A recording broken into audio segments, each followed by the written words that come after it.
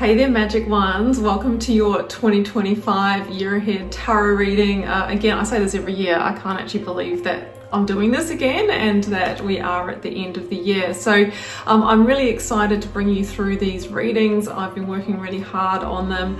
What we're going to do is look at your yearly energy and all of the energies for the month ahead. So that's going to be super exciting. I'm also letting you know that for those that want to get a personal tune in, I do have a limited amount of spaces for a personal year ahead tarot reading.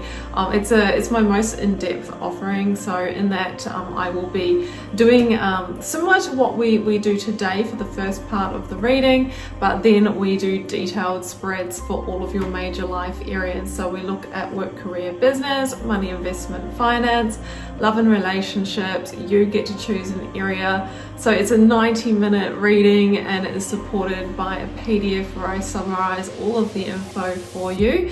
So if you would like to grab one of those, I will pop the link down below for you to jump on in. But for everyone as a collective, I just want to thank you so much for all of your likes, shares, comments, subscribes, for you being on this magical journey with me across the 5 years. I think that I've been here 5 or 6 years. I'm super duper grateful for you. And I just want to send you so much love and magic for the end of the year 2025 and beyond. So let's jump into your reading now.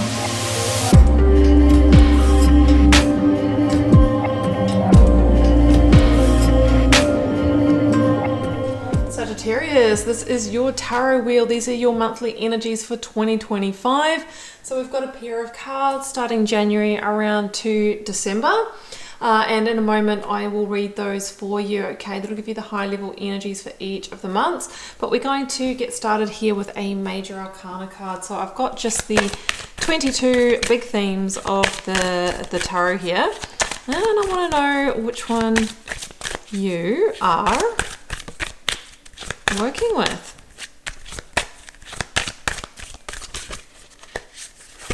All right, the Hermit. Hey, how interesting, because spoiler alert, you have that energy in January as well. And the Hermit really is the inner search, right? It's seeking, let's say, purpose, new paths that have more meaning, right? It can also be a journey of transformation. It can be a very insightful or spiritual journey as well. It can also be health and healing and all of those kinds of things. So seeking a path of purpose, going within, really figuring out, what you're wanting from the year. So that is there. Now, just to kind of give you an overview of what I'm seeing here, I do think that there is a lot of change here, and we see love energies, we see some powerful home and money energies as well, and some pretty big changes. So let's jump into it.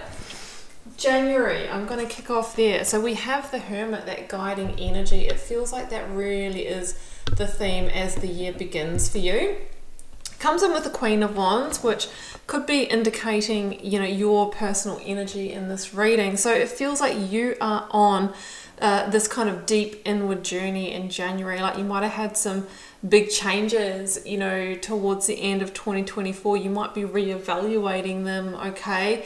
Maybe you've been on a little bit of a solo journey, really figuring out what you want next, what you want from your situation, really intuitively working through this. The Queen of Wands is a really sort of determined energy to manifest, and it can be associated with wanting to manifest new potential in a situation or passion, or get back to your full power here. So really interesting. And like I said, it's not wanting, any change for change's sake this year. It's got to enhance your life or bring more depth and more, like I said, more purpose and meaning to your life. Now, in February, 2 kings, right? We've got the king. Have you got enough focus on that, Sag? There we go. We've got the water king, King of Cups, usually Scorpio for me. And we've got the, let's say, the physical, tangible, sort of like the money king here, the King of Pentacles, our Earth king. Water and earth, right? Taurus energy. So there could be a decision here that you're torn between head and heart with these energies, right?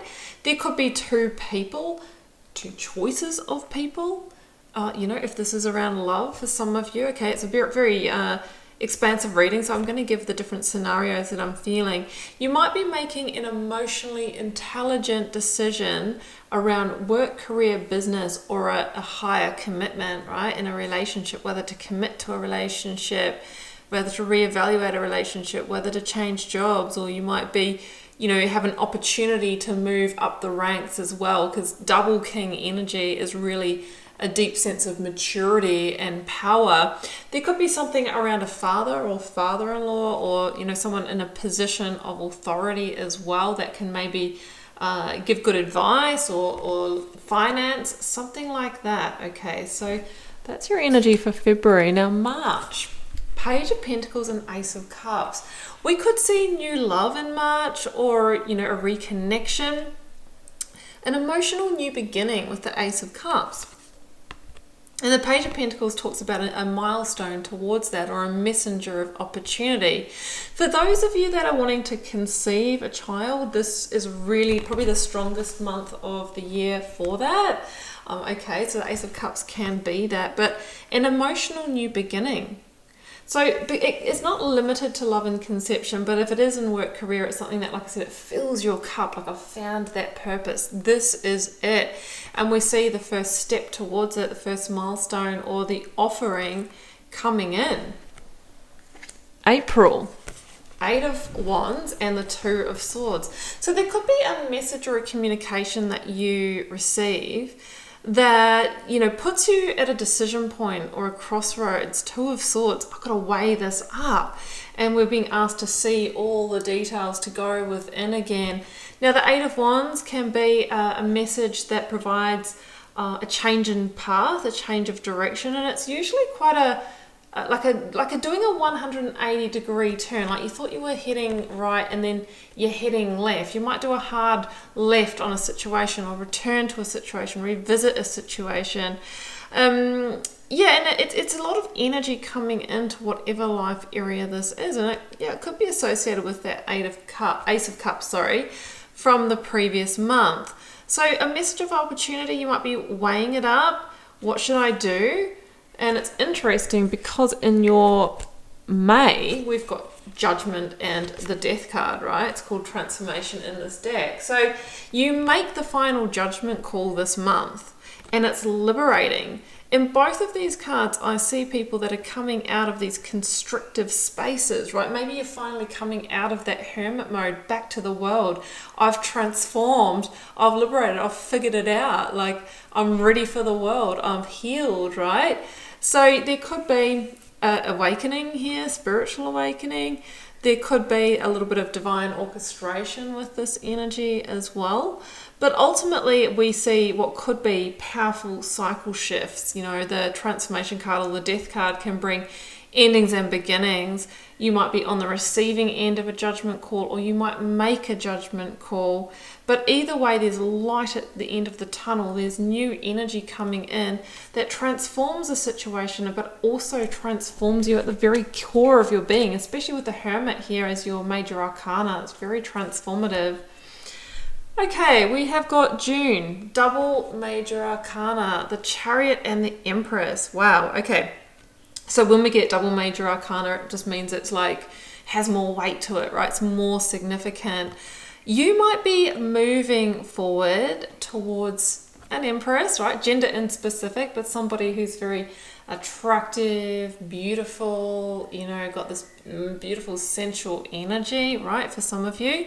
The Empress, though, can stand for all things health, wealth, vitality, abundance, and, well, actually, this is also a conception energy. My bad, as you've actually also got strong conception or birth energies for those of you on that journey, because I'm also looking to the Queen of Pentacles in the next month. So the Chariot is like moving forward. It can be getting a win or a victory after, a long journey, a determined path, determined effort, that kind of thing. And the Empress is the goddess of creation. She wants to birth. So it might be birthing a child, birthing a new business, or bringing an idea to fruition, or an improvement in money, career, or health. So yeah, beautiful, like flourishing energy, a real energy of reaping the rewards.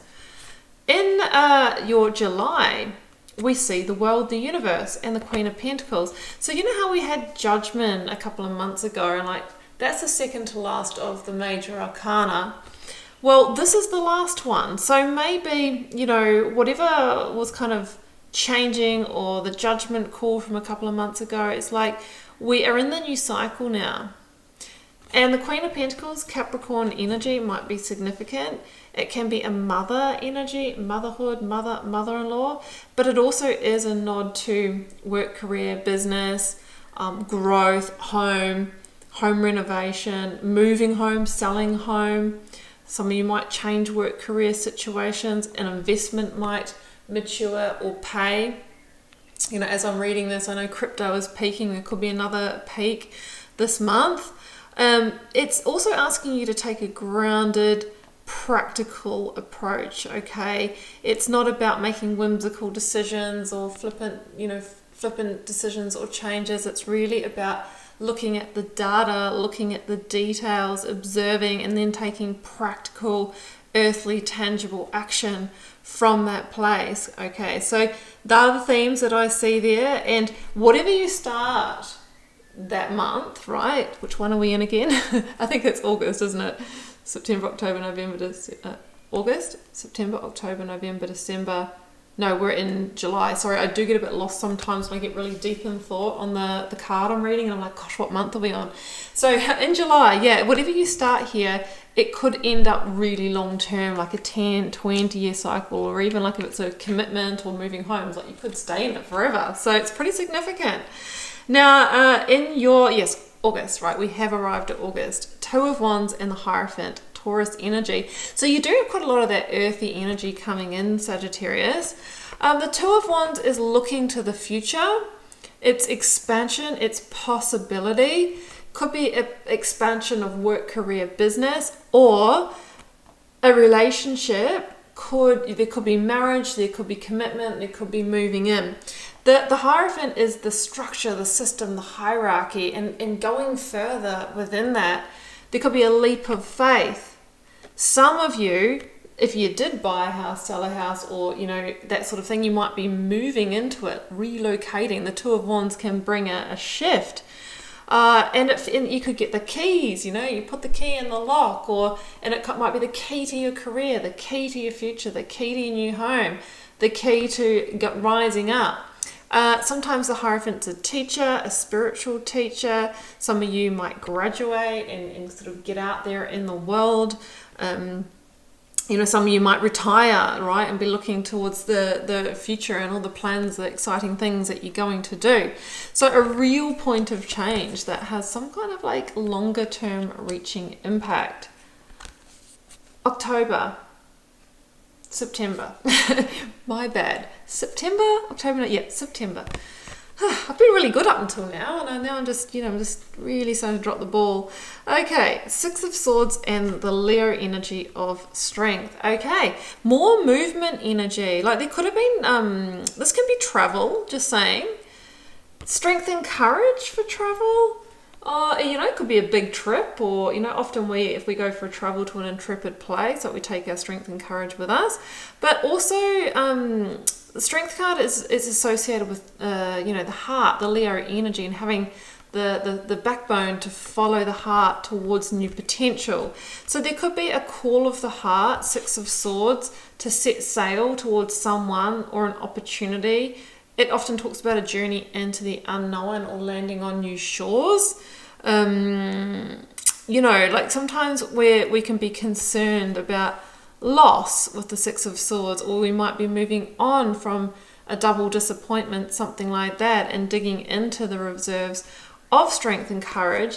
But I just get the feeling that whatever you're going through, it makes sense in the big picture. October, I nailed it. Six of Wands and the King of Swords. It makes sense when the dots start connecting, because this is victory energy. This is transformation. This could be a decision-making point, or you might be receiving a decision from an authority here.